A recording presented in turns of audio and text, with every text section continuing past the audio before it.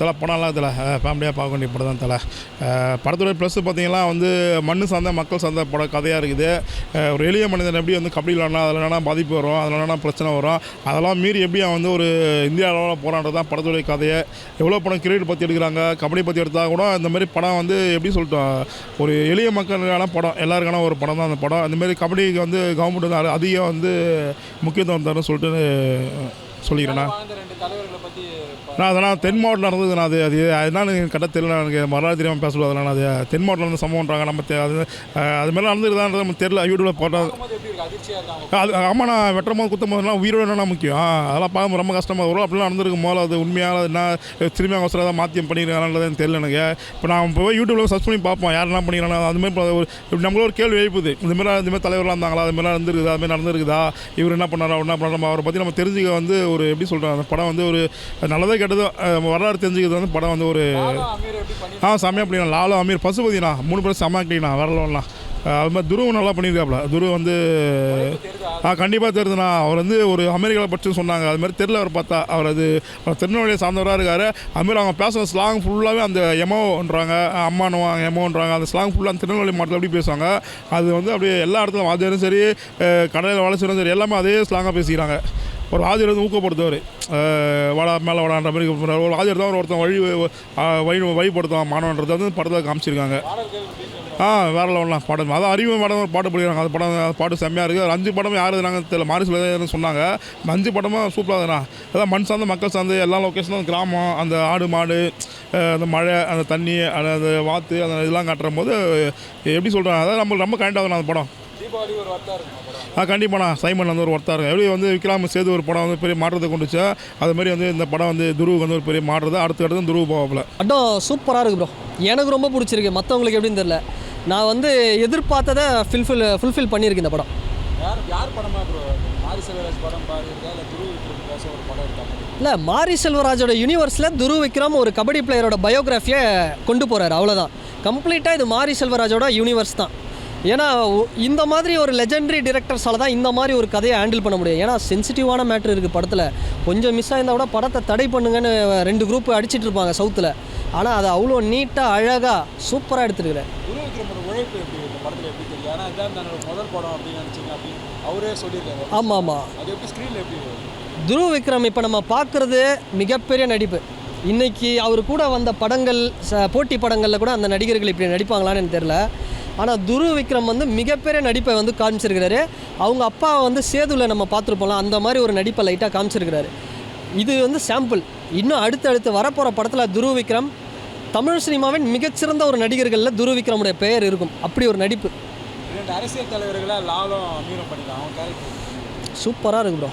உண்மையாக சொல்கிறேன், லால் சாரோட கேரக்டர் வந்து பார்த்து அவ்வளோதான். இந்த படத்தை வந்து ஒருத்தரை கெட்டவராக காட்டி ஒருத்தரை நல்லவராக காட்டி அப்படி தூக்கிட்டு போயிடுவாங்க அப்படின்னு ஒரு பயம் இருந்துச்சு. லால் சாரோட கேரக்டரை பார்த்தா நம்மளே லைக் பண்ணுவோம். அப்படி ஒரு கேரக்டர் லால் சாரோட கேரக்டர் ரொம்ப நல்லாயிருக்கு. இதை தாண்டி பிடி மாஸ்டராக ஒருத்தர் வரார், பிடி சாரா, அவர் தான் ப்ரோ. எனக்கு அந்த மாதிரி கேரக்டர்ஸ் இருந்தாலே இந்த சமூகத்தில் ஏற்றத்தாழ்வுகள் இருக்காது. அவ்வளோ ஒரு சூப்பரான கேரக்டர் அந்த பிடி சார். அவருக்கெல்லாம் நிறைய வாய்ப்பு கிடைக்கணும். இன்னிட்டார் ப்ரோ. சார்பட்டா பரம்பரையில் ஒன்று பண்ணியிருப்பார் ரங்கவாத்தியார். இதில் வந்து என்னென்னா தங்கல் படத்தின் ஆமீர் கானாக வந்து கொண்டிருக்கிறார். இந்த படத்தில் ஆமீர் கான் என்ன பண்ணார் அதே தான் பண்ணியிருக்காரு. கொஞ்சம் ஒரு மாதிரி வித்தியாசமாக இறங்கி பண்ணியிருக்காரு. நல்லாயிருக்கு. மாரி செல்வராஜ் சந்தோஷ் ஒரு காம்பினேஷன் இதில் வந்து மாறி இருக்குது. அது எப்படி இல்லை, நல்ல டைரக்டர்ஸு, நல்ல மியூசிக் டைரக்டர் சேர்ந்தாலே நல்ல படைப்பு தான் கிடைக்கும் என்றைக்குமே. அது வந்து மாமன்னன்லேயே அருமையாக இருந்தது ரஹ்மான் சார், மாரி செல்வராஜ். அதனால் இதில் வந்து நல்லா இருக்குது. நிவாஸ் கே பிரசன்னா தயவு செய்து அவரை நீங்கள் வந்து சாய் அபியங்காருக்கும் அனிருத்துக்கும் என்ன ஒரு மரியாதை கொடுக்குறீங்களோ அந்த மரியாதையை தயவுசெய்து கொடுங்கப்பா. அவரும் மனுஷன் தானே, அவருக்கு 2 கிட்னி தானே. இல்லை அனிருத்துக்கு வந்து 4 கிட்னி அந்த மாதிரி எதனா படைச்சிருக்கிறாரா கடவுள். சார் ஒரு இடத்துல இளையராஜா மியூசிக் மாதிரி இருக்குது, ஒரு இடத்துல ஏஆர் ரஹ்மான் சார் மியூசிக் மாதிரி இருக்குது. அந்தளவுக்கு ஒரு மியூசிக் அவருக்கு நிறைய வாய்ப்பு கிடைக்கணும். நிவாஸ் கே பிரசன்னா இந்த படத்துக்கு இன்னொரு ஹீரோ. மாரி செல்வராஜ் சார்னா ஒரு அப்ரோச் இருக்கும், சில ஜாதியை தான் குறிப்பிட்டு.